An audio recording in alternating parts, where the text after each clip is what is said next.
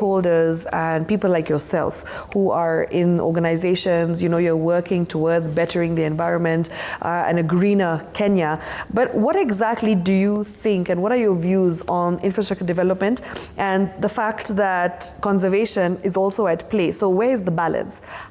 Where do you fall and how do you enable people to release the tension that's coming between conservation and, of course, on the flip side, we are seeing urban development, we are seeing roads expanding to the point where trees are being cut down, forests are being cut down, land is being taken away from forests to be able to expand highways, for instance. We're also seeing trains, for instance, go through the national park. So what exactly is your say on this particular matter and where do you think the balance should strike? You're always the first. In fact, I love to go fast because when I might dilute the question. Yeah. I hear some. So normally I love responding when the question is still fresh in my mind. First come, first served. Thank you. So I think the issue of development, infrastructural development, and even the issue of protection of these, conserving of the protected areas is a very key issue to us as conservationists. Because talking about even the issue of within Nairobi and the neighboring counties, we had proposed in 2021, President William Ruto proposed the Gongri route, 12.5 kilometer railway, commuter railway, passing through very key ecosystems. Yes. And what we are saying that we can strike a balance between development and conservation. And I can confirm that even we have so many challenges affecting not only wildlife, but even the forested regions.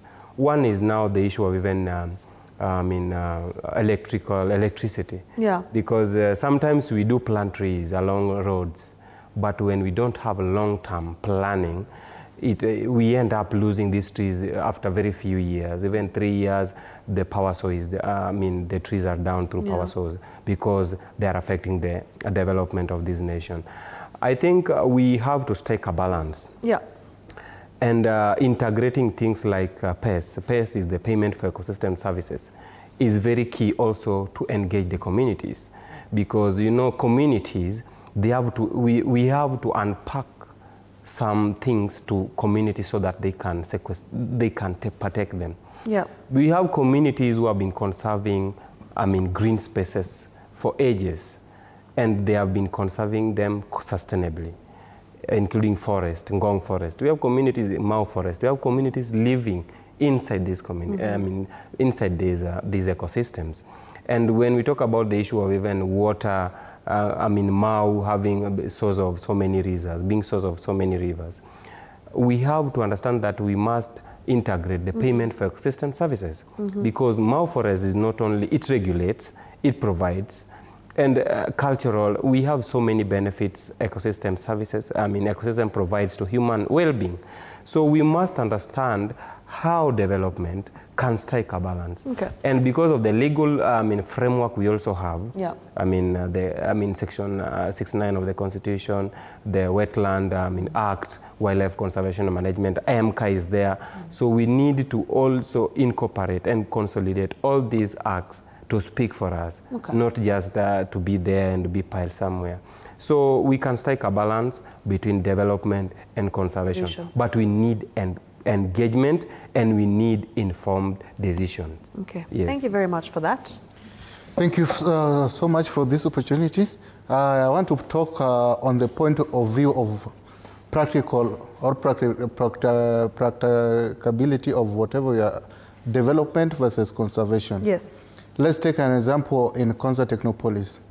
All infrastructure being developed must be green certified. Okay. Taking an example of Kenya Advanced Institute of Science and Technology. It is certified through GSEED, that is Green Standard for Energy and Environment. We have we are hosting the National Data Center, which has a LEED certification. That means we look at energy consumption. Is it clean energy? Water resource utilization. We look at how environmentally friendly are the infrastructure. In Konza, we don't do roads. We do streetscape. That means 70% of our streetscape have 70% are canopy, that is green canopy, the trees.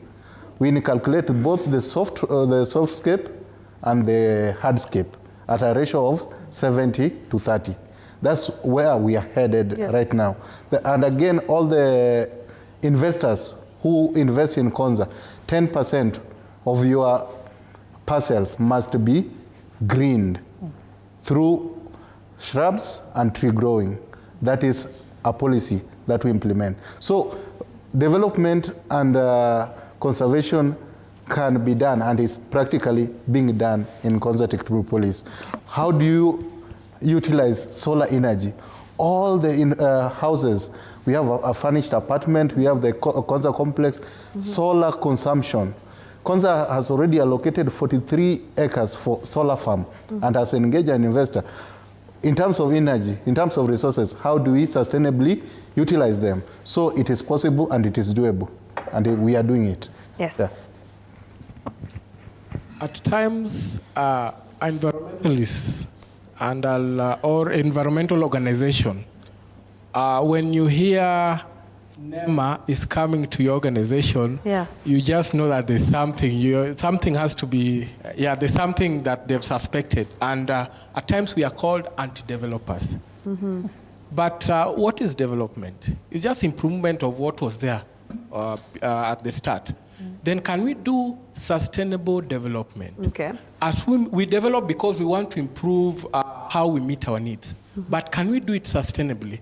In that, as we meet your needs today, you don't compromise the capability of tomorrow's generation meeting their needs.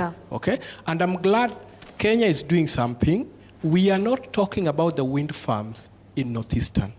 We are not talking about the solar farms in Northeastern. Okay? We are not talking about the embracement of technology when it comes to food production. For example, yes, we are doing for what the president is doing with the housing project. But on top of that building, can we do a farm, a hydroponics farm, in that you don't need soil to produce food? Okay? Can we do green transport? For example, how many vehicles ply between Nairobi and Western Kenya? Is the train really working? Okay? Can that population using the diesel engines be taken and we use green source of energy to propel a green transport means? For example, we improve the train capability there. Then we also have green funding. When someone approaches you with a proposal that they want to do a project, check whether they're compromising. Is it in the wildlife corridor?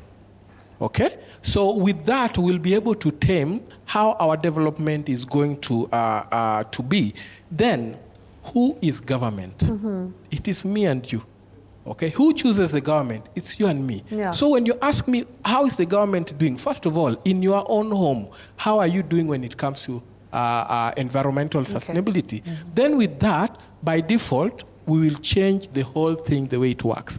But I'll request that we also avoid of promising and also, should I call it cartelism? There's a lot of cartels. Money is released for funding of this project, but they don't get to the grassroots. We don't feel it. Only I'm not saying that boardroom meetings are good. Planning is good, but most of the resources need to get to the real act down there. Let's not only implement 20% of the funds, and yet 80 have been into conferences and meetings. Let's stop talking. Let's do the do. Yeah.